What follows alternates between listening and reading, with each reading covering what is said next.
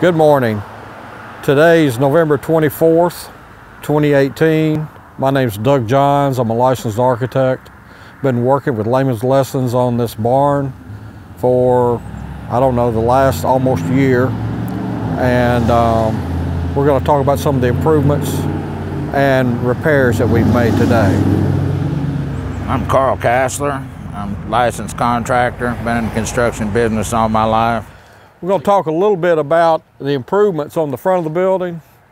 As you can see, we basically have all new siding, which is pressure treated, guaranteed against rot and insects.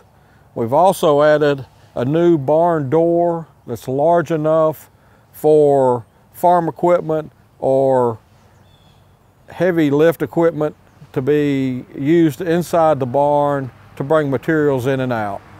The material cost was about $300 and labor was donated. And it really brought this front to life compared to what it was. Overall, our estimate was around $2,200 for repairs, and I believe it came in around $2,400, which is pretty good, considering the amount of work that they did with volunteer labor and some donated materials. It's really brought this barn back up to a standard I think that it'll probably last another 100 years.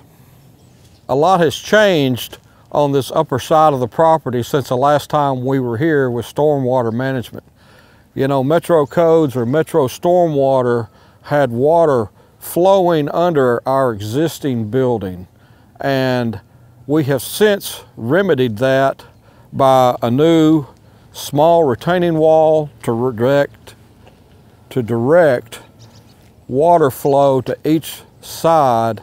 And also we have improved the on-site stormwater to flow around each side of the building with drainage pipes and just sheet flow going into the creek next door.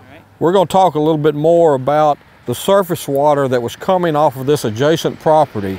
And the reason for this retaining wall was to direct that surface water around the Layman Lessons barn building. You can see there's still surface water flowing and washing up against the wall. If we hadn't done that, the water would still be flowing up against the barn.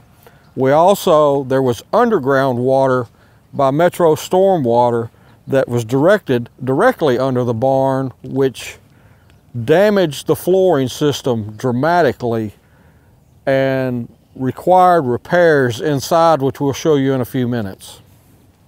Also notice, with this new retaining wall, it's basically directing the adjacent stormwater to the street to tie into Metro's stormwater system of curb and gutter or drainage ditch that they have along Neely's Bend Road.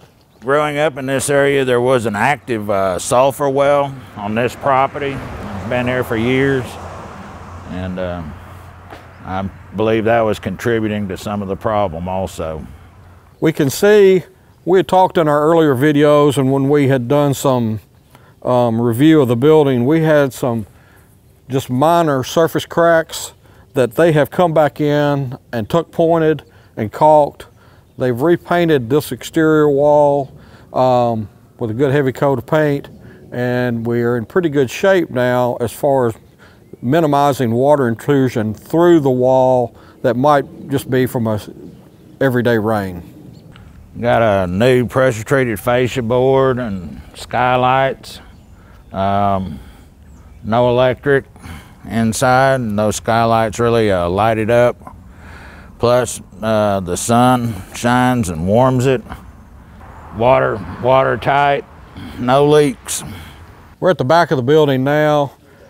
Very minor work, repairs were done back here. We do have a new back entry door for security mainly, and we also made a few repairs on the far corner where we did have some rotted wood at one time.